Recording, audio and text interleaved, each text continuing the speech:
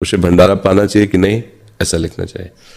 तो जो विरक्त है, भगवद आश्रित है, अब वो चाहे भिक्षा से पेट भरे या भंडारे से, वो अलग अलग फिर स्थिति हो। राधे राधे दोस्तों, स्वागत है आपका एक और धमाकेदार वीडियो में। दोस्तों, आज की वीडियो में हम सबको यह बताएंगे प्रेमानंद जी, महाराज देवकीनंदन जी, अनिरुद्ध आचार्य जी कि हमें भंडारा खाना चाहिए या नहीं, और फ्री का भंडारा खाने से कौन सा पाप लगता है, भंडारा हमें क्यों नहीं खाना चाहिए, और भंडारा खाने से कितना बड़ा नुकसान होता है परिवार में, यह सब आपको जानने को मिलेगा। आप वीडियो पूरा देखिए, तभी जान पाओगे। कमेंट करके जरूर बताना महाराज जी का विचार कैसा लगा। और खाने की स्थिति तो ये हो गई है, कोई भी खिला दे सबका खा लेते हैं, बिना ये सोचे समझे खिलाने लायक है भी कि नहीं। एक और बात बता दें आपको, मानोगे? जब तीर्थ में जाओ और वहां भंडारे बट रहे हो ना, मत खाया करो। ऐसे जीव के चटोरा आदमी हैं, कोई भी बांट रहा हो उन्हें खाने से मतलब। जो बांट रहा है वो अन्न के साथ साथ अपना पाप भी बांट रहा है, और जो खा रहा है वो अन्न के साथ साथ उसके पाप भी खा रहा है। खाओ बेटा, खाओ।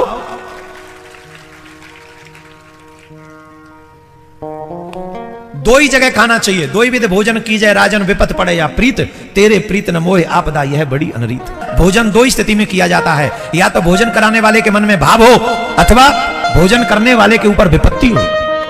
न तो मेरे ऊपर कोई विपत्ति है और न तेरे मन में भाव है, तो बता मैं कैसे तेरे यहां के भोजन करता। तो हम लोग तो किसी के भी यहां जाके खड़े हो जाते और खा लेते हैं, हाँ या ना? बोलो। तो आज ये बात नोट कर लो, जब भंडारे में जैते हो ना जाके किसी के भी यहां, तो समझ लो उसके पाप खा रहे हो और अपने पुण्य प्रदान कर रहे हो उसे। हाँ, अब सीखो और ले लो। एक और बात, कितना भी खिला लो, खाने से इच्छाएं पूरी होती नहीं। इच्छाओं का बढ़ते रहना ही मृत्यु है। क्या जी? इच्छाओं का बढ़ते रहना ही मृत्यु है। इच्छाओं को पहचान लेना ही ज्ञान है। इच्छाओं का बढ़ते रहना ही मृत्यु है, इच्छाओं को पहचान लेना ही ज्ञान है, और इच्छाओं का त्याग कर देना ही वैराग्य है। उसे भंडारा पाना चाहिए कि नहीं, ऐसा लिखना चाहिए। तो जो विरक्त है, भगवद आश्रित है, अब वो चाहे भिक्षा से पेट भरे या भंडारे से, वो अलग अलग फिर स्थिति होती है। जो भजनानंदी जन होते हैं वो फिर भिक्षा वृत्ति स्वीकार करते हैं, क्योंकि भंडारे में कई तरह के अन्न का प्रयोग हो सकता है। मान लो किसी ने बड़ा पाप किया और 1-2 लाख कि चलो संतों को भंडारा, तो वो पाप का हिस्सा फिर बुद्धि में भ्रष्टता पैदा। लेकिन गृहस्थ को नहीं पाना चाहिए, कदापि नहीं। जहां भी प्रसाद ले तो बस इतना ले सकता है। मान लो कोई ऐसा कहता है कि भगवान का प्रसाद है, वो भी मंदिर में, गली कूचे में नहीं। जैसे कोई हलवा बांट रहा है, चाय बांट रहा है, आप पी रहे हैं, गृहस्थ के लिए ये बात निषेध है। आप भक्त हैं, आप कमाइए गृहस्थ में और 4 को खिलाइए, धाम आए हो, आपको खाने की जरूरत नहीं है। आप उपवास कीजिए, आप अपने पैसे से खाइए, दूसरे धाम आयो, तीर्थ आए हो, मंगल करने के लिए आए हो। तो आप परिक्रमा भी बट रही, कचौड़ी पूड़ी हलवा या कहीं कुछ ऐसा बिल्कुल नहीं खाना पीना चाहिए। आप समझिए, यहाँ जो हो रहा है वो दान हो रहा है। दान लेने का अधिकार आपका नहीं है, आपका दान करने का अधिकार है। आप गृहस्थ में हैं, पैसे नहीं है, मत कीजिए दान, पर लीजिए भी नहीं। आपके भरपेट भोजन पाने की नहीं है तो थोड़ा कुछ ले लीजिए, पानी पी लीजिए, 1-2 दिन वास कीजिए, चले जाइए। पर यहाँ किसी के यहाँ जैसे भंडारा हो रहा है, जाके बैठ गए खा लो। एक किसान था, वो खेत में हल चला रहा था, बैल जुते हुए थे, खेत को जोत रहा था। तभी लगभग 11:30-12 बज रहे थे। उसकी पत्नी, आपने गांव में सुना होगा, पति खेत में किसानी कर रहा होता है और पत्नी उसके लिए भोजन लेकर जा रही होती है ना। पत्नी भोजन लेकर के गई। भोजन में क्या? केवल अचार और रोटी। तभी वहां पर एक बहुत बड़े सिद्ध संत निकल रहे थे वहां से। संत के साथ भक्तों की बहुत बड़ी भीड़ भी थी। संत ने उस किसान और उस किसान की पत्नी को देखकर संत रुक गए और संत जाकर खेत में उस किसान के पास बैठ गए। किसान अचार रोटी खा रहा था, पत्नी 6 रोटी लाई थी। तो किसान जो था अपनी पत्नी से बोला, सुनो, 2 हम खाते हैं, 4 तुम खा लो। पत्नी बोली, मैं तो घर से आई हूं, आप तो मेहनत कर रहे हैं, आप एक काम करिए, 5 रोटी खा लीजिए, मैं 1 ही खा लूंगी। तब तक साधु आ गए। साधु आए तो किसान ने खड़े होकर संत जी को बिठाया अपनी आसन दी। महाराज खेत है, कहाँ बिठाऊं, ज्यादा सेवा नहीं, आप यहीं बैठिए और मेरी पत्नी अचार रोटी लाई है, आप ये अचार रोटी खा लीजिए। संत के सामने एक पत्तल पर किसान ने अचार और रोटी रख दी और संत बड़ी प्रसन्नता से किसान और किसान की पत्नी की ओर देख रहे हैं और बड़ी प्रसन्नता से संत ने किसान ने 6 रोटी संत को दे दी। किसान ने कि आप खा लीजिए, अतिथि देवो भव, हम तो फिर खा लेंगे। तो संत ने 2 रोटियां किसान को दी और 2 रोटी उसकी पत्नी को दी और 2 खुद ली और अचार भी तोड़ करके सबको दिया। और संत जब खाने लगे तो उनका एक बहुत बड़ा सेठ अमीर आदमी उनके संग था। उसने कहा, गुरुजी हमने आपके लिए 56 भोग रखे हैं, रसगुल्ला, रसमलाई, पूड़ी, पकौड़े, जलेबी, हलवा, बादाम, काजू और फलाना और ढिमका सब रखा और आपने वो सब छोड़ के अचार रोटी खा रहे हैं। तो गुरुजी ने कहा, चल तूने भी जो लाया है सब यहां रख।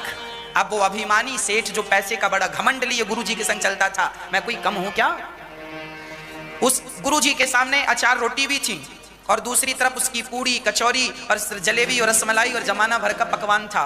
तब गुरुजी ने, बड़े सिद्ध पुरुष थे, तब गुरुजी ने उस सेठ की जो रोटियां थी, पूड़ियां थी, पकौड़ियां थी, जलेबियां थी, उन्हें हाथ में दबाकर दोनों हाथ से दबाया तो उनसे रक्त की धार निकल पड़ी। संत ने उन्हें दबाया तो उन रोटियों से सेठ जी की वो अहंकार भरा व्यक्ति, उसकी रोटियों से क्या निकला? दबाने से, निचोड़ने से रक्त निकला, खून निकला। और जब किसान की रोटियां संत ने दबाई तो दूध की धार निकल पड़ी। लोग स्तब्ध रह गए, महाराज ये क्या दिखाया आपने, इसका क्या अर्थ समझे हम? तब कहा सेठ जी ने कि देख, ये जो तेरे 56 भोग है ना, ये तेरी बेईमानी के कमाए हुए 56 भोग हैं। तू बेईमानी से पैसा कमाता है, लोगों का खून निचोड़ता है ना। तू आज देख लो, आप गरीब आदमी हैं, वो कहे कि मैं बड़ा गरीब हूं, डॉक्टर साहब जरा 2 पैसे कम ले लो। डॉक्टर कहते नहीं, पैसा तो इतना ही लगेगा, फीस तो इतनी ही है। सेठ जी जरा हमारे पास पैसे कम है, जरा आटा सस्ता दे दो हमें ना, पैसा तो इतना ही लगेगा। तुमने तुमने कभी उनकी पीड़ा नहीं देखी, उनका दर्द नहीं देखा। हर हाल में बस लूटते गए, गलत काम करते गए और उसी गलत काम से तुमने जो धन कमाया है, तुम्हारे बने पकवानों से देखो रक्त की धार निकल रही है। और ये किसान जो मेहनत करता है, हल चलाता है, मेहनत की रोटियां खाता है, तो भले वो बासी रोटियां हो, देखो उससे दूध निकल रहा है। मेहनत और ईमानदारी और सत्य की जो रोटियां हैं ना, वो दूध में डूबी हुई होती हैं, और पापाचार भ्रष्टाचार की जो रोटियां हैं वो रक्त में डूबी होती हैं। अब आप देख लो कि आप रक्त में डूबी हुई रोटी खाते हैं या दूध में डूबी हुई रोटियां खाते हैं। इसलिए आप अपने जीवन में अपना सत्य, अपनी ईमानदारी कभी ना छोड़िएगा। सत्य को जाने मत दीजिएगा। जमाना झूठ बोल रहा है, बोलने दीजिए। जमाना गलत कर रहा है, करने दीजिए। पर आप अपने बच्चों को, आप अपने आप को यही शिक्षा दीजिए कि हमें सदा सत्य के मार्ग पर चलना है। हमें नहीं खाना ज्यादा 56 भोग, हम दाल रोटी, नमक रोटी खा लेंगे, पर ईमानदारी से, बिना किसी का दिल दुखाए, सबका दर्द समझना, सबकी पीड़ा समझना, यही हम इंसानों का धर्म है, यही कर्तव्य है। नारद जी कहते हैं, आज तो सत्य का नाश हो, सत्यम नास्ति। आज तो सत्य कोई, हर जगह भ्रष्टाचार पनप रहा है। हाँ, हर जगह भ्रष्टाचार। आपका बच्चा स्कूल जाए चाहे ना जाए, घर में ही बैठा है, पर स्कूल वालों को फीस पूरी चाहिए। आपके पास पैसा हो ना हो, पर दवाई, आपका मरीज भले मर जाए, पर उसकी लाश भी तब मिलेगी जब आप हॉस्पिटल का पूरा पैसा चुका देंगे, नहीं तो वो लाश ही नहीं देंगे। अब लो, अब लाओ कर्जा।